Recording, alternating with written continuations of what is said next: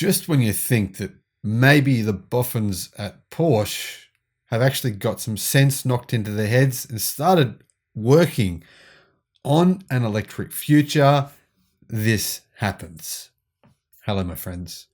Welcome to the channel. I'm the Electric Viking. Great to see you here. And you know what? Today has been an amazing day.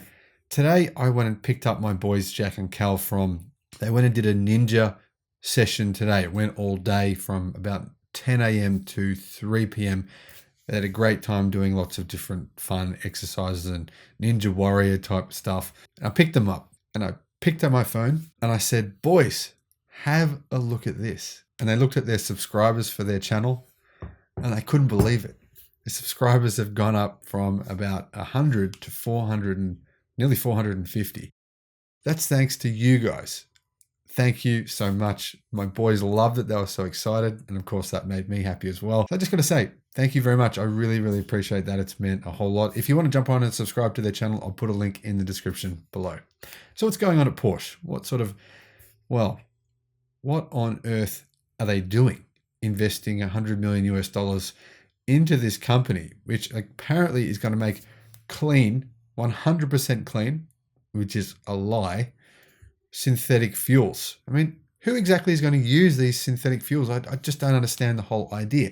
Now, the news has been reporting this as an investment in synthetic fuels. It's not actually. It's an investment in synthetic fuels and in so-called green hydrogen, which is a misnomer, meaning it does not exist yet. It's like more of a theoretical product. Now, realistically, 98% of the world's hydrogen is extremely dirty. It's energy intensive. It takes a huge amount of energy to create hydrogen.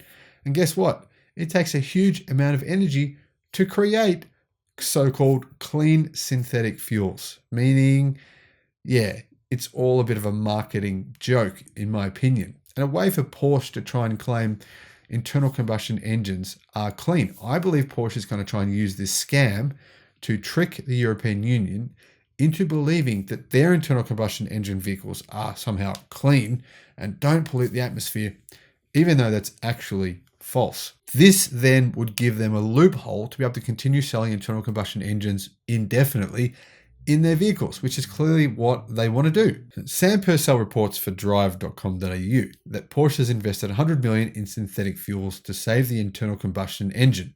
They're literally trying to save the engine from dying. I think maybe Porsche think that without internal combustion engines, their brand doesn't have the same value that it has now. And I agree, it doesn't. It evens the playing field. I made a video about that yesterday, talking about how the Kia EV6 with its new insanely fast variant is actually quicker than a Porsche Taycan 4S. So really, you can see how Porsche is concerned. Now, despite a carbon neutral pledge for 2030, Porsche predicts that 20% of its cars will remain powered by internal combustion engines, including in Australia. So Porsche is saying, we're going to be green, but only kind of. So what does this mean? Well, it means the future of petrol or gas-powered Porsches is safe, according to Porsche. This is despite the global push towards electric cars. And many people are claiming this global push is it's just thanks to governments. It's just thanks to regulatory bodies. It's not. Customers want them. Look at the demand. It's not thanks to the government that people want these products. People don't buy a product because the government forces them to do so. That's never worked. German sports car maker Porsche says it's continuing to invest in synthetic fuels, taking a $100 million US stake in Chilean company HIF Global. HIF Highly Innovative Fuels Global is a company researching and developing the production of synthetic fuel with a near zero carbon footprint, which is a ridiculous claim, and Porsche now owns 12.5% of it.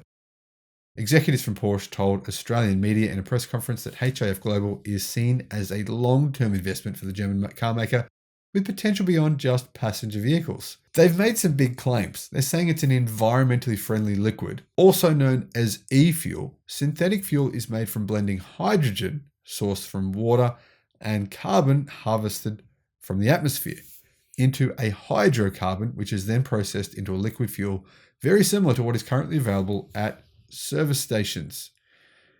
There's a lot going in to making this product. It's pretty complex, right? And synthetic fuel can be used as a direct replacement for fossil fuel petroleum in a modern petrol engine.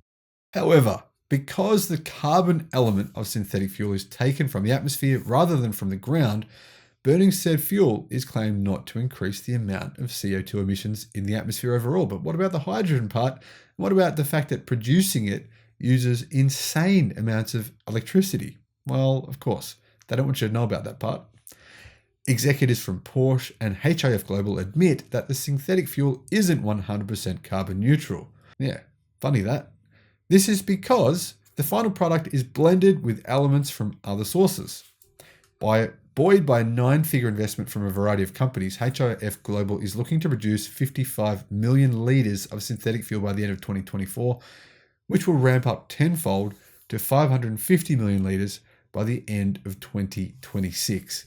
Now, obviously, they're going to market this as so-called clean fuel to try and trick governments and trick people who are just not smart enough to watch the Electrek Viking and learn that actually this fuel is not clean at all.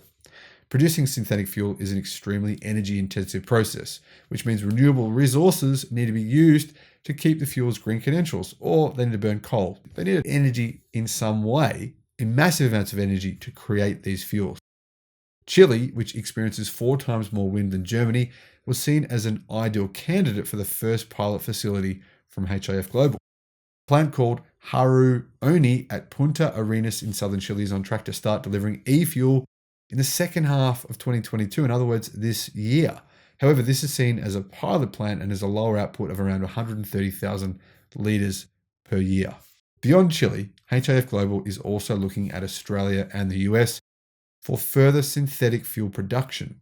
Australia is seen as an attractive location for synthetic fuel production, according to HIF Global Chief Financial Officer Ignacio Hernandez. We've been scouting different locations for a potential plant. We think there is a lot of opportunity within the broader green hydrogen space, which almost basically doesn't exist, and the green energy potential of Australia, which does exist. There's a lot of solar here, but you still do have to manufacture the solar panels, and that causes carbon emissions. That's a reality.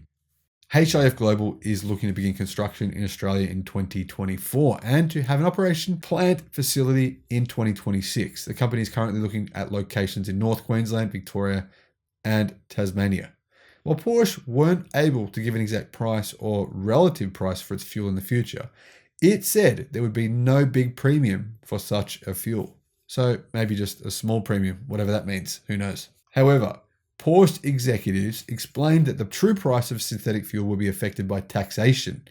How heavily taxed or subsidized synthetic fuels will be in the future in comparison to fossil fuels, which is essentially what this is, will play a large part in the relative value per litre. In other words, Porsche is hoping that they can lobby governments by claiming that their synthetic fuels, which are made in part using hydrogen, which is not clean hydrogen, are apparently clean, basically tricking idiotic governments, which unfortunately most governments aren't all that bright, into giving them lower tax rates, therefore making their fuels competitive in price with current gas and petrol prices around the world. Porsche will initially use its synthetic fuels in racing applications to test and prove their viability, along with usage on track experience days with customers. So in other words, Porsche is saying they've invested, right, more than $100 million in a company that they believe may not have a viable product.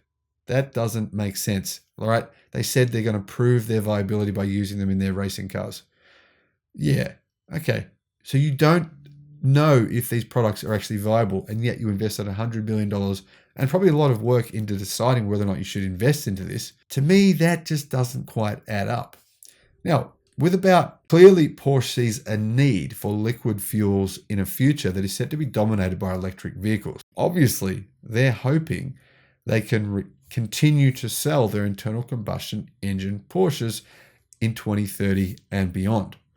Porsche's board member for research and development, Michael Steiner, explains, "Not everywhere in the world is there a grid sufficient to support all cars with electricity." Well, as you know from the video I just created recently, that is a lie. Sure, if we all bought an electric car, if everyone in the world bought an electric car tomorrow, that would be true. But adoption rates are following grid expansion rates at a pretty linear rate. So that isn't correct. If you're looking at remote areas or you're looking at cars in terms of weight, like sports cars, there are advantages or needs for an internal combustion engine liquid fuel burning car. Okay, I don't know what they are, but okay then. If we would like to have such cars, if we would like to have our 911, for example, with our flat 6 engine, you would need a fuel without as heavy a CO2 footprint as fossil fuels. From our point of view, there will be a need for a liquid fuel. And in addition, there are industries like aviation that could not run on electricity. It would be by far too heavy. Well, we all know that's bogus because there's already electric planes in the skies, well, in lots of countries in the world. And as energy density continues to rapidly improve, that will change drastically by the end of this decade. And we'll read these comments in, say, 8 years from now, look back and think, that guy had no idea what he was talking about. Neither did Porsche. Thanks for watching.